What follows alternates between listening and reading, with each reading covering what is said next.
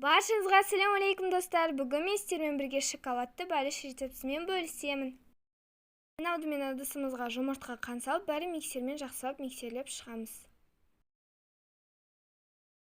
Содан соң сүт, сұйық май құйып, қайтадан бәрін миксерлеп шығамыз. Бәрін миксерлеп болғаннан кейін какао саламыз, қайтадан жақсылап миксерлейміз.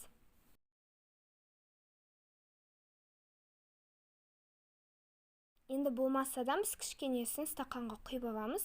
Бұны біз бәлішіміз піскеннен кейін үстіне жағатын боламыз. Енді массамызға гашеный сода салып қайтадан миксерлейміз. Миксерлеп болғаннан кейін ұн салып, соңғы рет бәрін жақсылап миксерлеп шығамыз. Бізде осындай қою қамыр шығу керек. Қамырымызды формаға құйып 180 градуста 30-35 минут дайындаймыз.